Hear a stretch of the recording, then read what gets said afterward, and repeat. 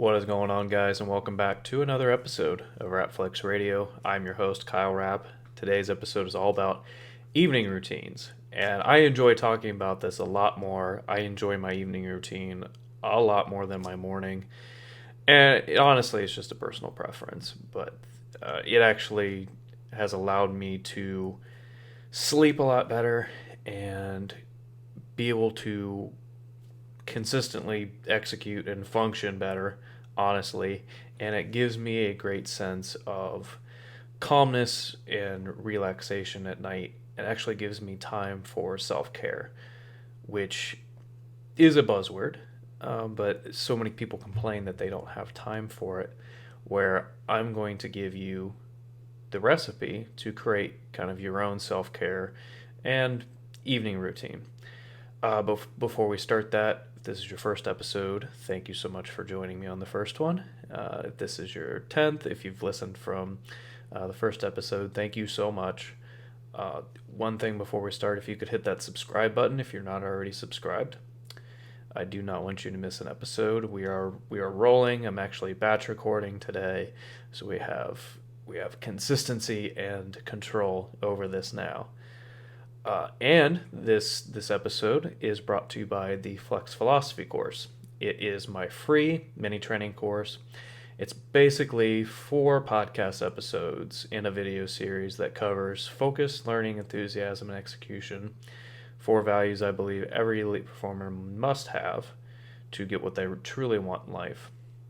And then I give you actionable PDFs, workouts, exercises, whatever you would like to call them, to do after you listen to the videos to really hone in and understand and implement it in your life. And I think that's what most podcasts or personal development books or things like that, they don't give you the actionable steps in the implementation, where here at Rapflex Radio we're very different that way. So let's dive into evening routines and one of my favorite topics to cover, honestly. And the evening routine objective is to not get to sleep as quickly as possible, but to get the best quality of sleep. And I believe that any type A personality or anyone who has a lot going on in their mind, like me, we need a consistent and viable way to power down after a long day of recording or planning, strategizing, working our ass off. This was very different, and I'll give you an example of like mental exhaustion versus physical exhaustion. Because when I worked at Meadowbrook, the private golf club I worked at for 3 years, it was a lot of physical exhaustion. I didn't have to think too much. It was pretty much just being on my feet most of the time, where with this, it is a lot of sitting and possibly pacing around, but it is a lot of mental work and a lot of focus and attention, and that is a sort of different kind of fatigue, whereas with Meadowbrook, I had no problem falling asleep due to me just being physically exhausted, where now it's like a lot of mental exhaustion, but it's also still thinking about like how can I tweak this or improve this, and it kept me up at night and with worrying and stress, and that's really what creating an evening routine will allow you to do, is to power down in an effective way and to not be staring up at the ceiling thinking about every little thing that could possibly go wrong in your life. And it gives you a sense of relaxation and calmness and a good quality of sleep, so you can consistently execute, like I meant with the last episode covering morning routines. And consistency comes with a consistent level of energy, and there is no denying that good quality sleep is the recipe for that. So again, what most people do, and common misconceptions, I believe that technology, stress, and the racing mind all have to do with a lack of calmness at night or just a lack of sleep in general. And my advice to you is to put your phone up at night around, like for me, it's around 8:39. It's plugged in. I do my best not to look at it, but let's be honest, as a freelancer, as a coach, just starting out, it's inevitable that I will look at it. But understand that that's just a device for other people's agendas. And quite literally, at the end of the day, it's about you. And I hate the phrase at the end of the day, but I'm actually talking about the end of the day. It should be about you, your time, and your mental, physical, emotional health. I would add a evening gratitude / appreciation practice, and this is something I'm actually working on for kind of Q3, Q4 of 2020, of having a very strategic and actionable process for this, and more information on that when the time comes. But I believe that having gratitude in your life, no matter what's going on, and appreciating the level of effort that you're putting into life, especially if you're someone who is type A and very high achieving and has a tough time understanding that it's not all about that next rung of the ladder every single second of every day. I think you do need to step back and see just how far you've come. I believe that is a lot of what appreciation does. Is there anything you can do about it right now, is my question to you, while you're sitting in bed, when your mind is racing, whether you're worried about money or kids or really honestly anything. Is there anything that you can do about it right now? And in the book,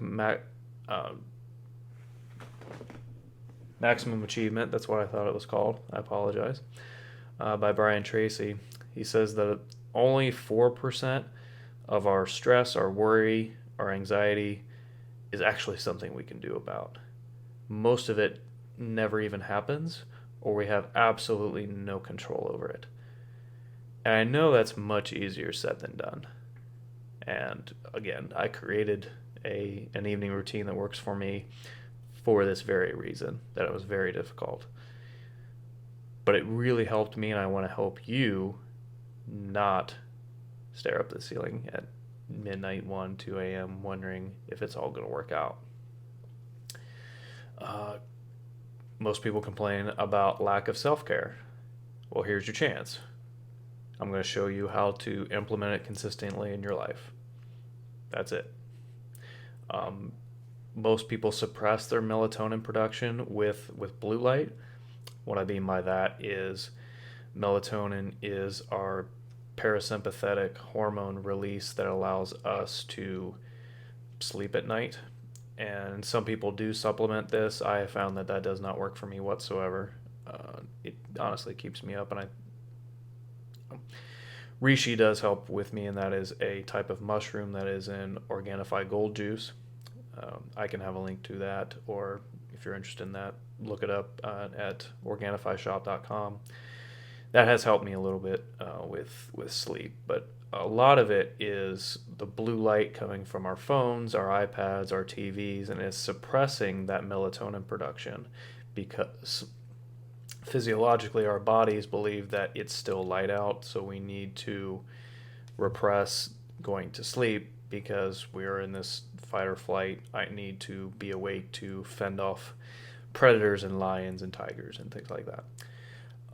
Speaking of light, most people do not have blackout curtains or have not made their bedroom into something very conducive to have quality sleep. So I do highly recommend blackout curtains and doing anything you can to block any sort of light that is in your bedroom. And I will cover that more like scientifically and more in depth in the sleep episode that will come up pretty soon. But those are what most people do, and sort of my cure for a lot of those areas. So my goal for the evening routine for me and you is again to relax and put your body in a parasympathetic state for sleep. And that is the rest and digest function of your body, and that is to allow your brain to relax and to sleep and to have good quality REM sleep and to be able to consistently show up as your best self. And anyone who's not getting quality sleep, this is a big reason why is they're constantly on their phones and iPads and technology, and they're keeping their brains stimulated, one, and the blue light and the melatonin production is being suppressed. So, steps to creating a killer rockin' evening routine. I'm going to show you mine, and then just like with the morning routine episode, I will have a PDF for you to create your own. I really like sharing my evening routine. So again, it's not just the last hour. It kind of starts right when work ends, so I have a power down sequence, as it were. I have my daily design filled out for the next day, so I have a lot of clarity and control over what's going to happen the next day, and I don't have to worry about it. That's a big thing too. Is you'll be sitting in bed and you'll have this panic attack of like, oh, I need to get this done, tomorrow morning or anything like that. Whereas if you take time right after you're done working and you plan out the day, at least for me, I don't have those panic-stricken moments, and I am able to have a lot more clarity and control over my life doing that. 10 minutes of country music to wind down. I'm typically singing to that. Yeah, I've always wanted to be a country music singer, but I know that's not going to happen. So this was a great fallback. And then sort of journaling to get out, if I need to, anything that came up or any of those issues. Prep for next day, and this is kind of the automation and delegation portion. Workout and workout clothes are laid out for the next day. Meals are in the fridge and ready. Electronics are plugged in and ready for tomorrow, whether that is the iPad, the MacBook, anything like that. Typically eat dinner around 6:30, and kitchen is spotless before I move on to fun time. Full transparency, I have probably written down spotless kitchen as an objective every week for a year and a half, maybe 2 years, and it's never happened. And that's delusional to continue to write that down, but I believe it'll happen one day. And the more I consistently write it down and the more I make it a priority, I believe the more likely it will happen. I've stopped beating myself up over it and just clean the stuff in the morning sometimes. And then fun and relaxed time happens, whether that is a video game, TV, movie, sometimes an audiobook or a book. Typically happens between 7 and 8:30. Big video game nerd. Gotten a little less recently, but TV, movies, very much into entertainment, and that sparks a lot of my creative interests and endeavors as well. I watch a lot of interviews and comedians and cars getting coffee or David Letterman, and that's actually work too, because I can pick up on mannerisms, or I'm watching the best of the best do what they do, and then I'm able to basically emulate that and bring that to you. But for me, it's very fun and relaxing. So my self-care plan starts around 8:30. Put the phone on the charger for the night. Stretch and foam roll to sort of loosen up the body. Take either a shower or a bath, and what I've been doing recently is a hot to cold contrast bath, where it's very hot, the hottest it can possibly be. I get in there and then I turn it on cold, and then I basically sit there until it becomes unbearable. And that sounds weird and like awful, but it's not. Once I get out, I feel completely refreshed and I go to sleep very well. Then sort of either meditate either in the shower or right after. I have a diffuser, which is awesome and a big part of my evening routine. I have a mix of stress relief oil, good sleep, and then muscle relief. So I use all three of those, and you can find those on Amazon. Put on a robe, and then the salt lamp, which I've love my salt lamp. I have a snack, and this is very controversial. It's usually cookies, brownies, something with a lot of carbs, and it works for me. That's just point blank. It works for me, and I'm allowed. I have tried going without it. I don't sleep as well, and I have worked that into my caloric intake throughout the day. And I take berberine, which allows it's basically a glucose disposal agent, and it allows that glucose to be spread out to the muscles better. And honestly, it works for me. Will I eventually change that? Yes, but it's something that I really have no interest in going through the hell that I know it will take to get over that right this second. And then lotion while listening to either an audiobook or watching TV. And yes, that kind of goes against my blue light speech from earlier, but I've found it works for me.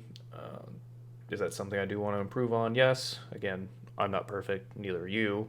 It's just something we need to start to work on. And then deep sleep prep, I pray, and then hit either the white noise or I listen to Colin Cowherd on the herd in the background. I typically fall asleep to that 2-hour episode. Then I'll wake up in the middle of the night, unfortunately, sometimes to last week's episode, or most of the time I do get like 7 to 8 hours of good quality sleep. Not recently, but I think that has to do with some other things.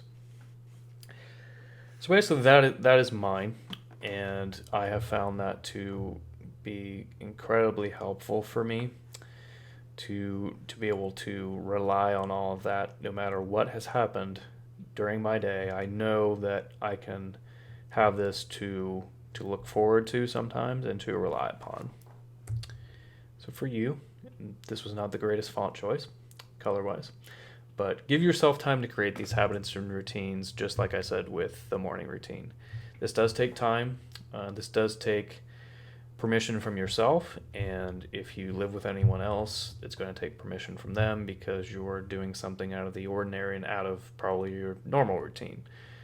So if you do live with someone, I would recommend having a conversation with them saying, I heard this episode that it sounds like something I do want to implement, and ask them if they're interested in creating one. Because in my ultimate vision, I talk about my girlfriend and I, the future Kyle, having an evening script, and we do a few things together, and then we do a few things alone. And for you, that could be the same way. I think this would be important to anyone who wants to show up consistently and their best self. So to wrap up, sustained elite performance requires you at your best from both a physiological and psychological sense. And I do believe that having an evening routine will allow you to do both of those things.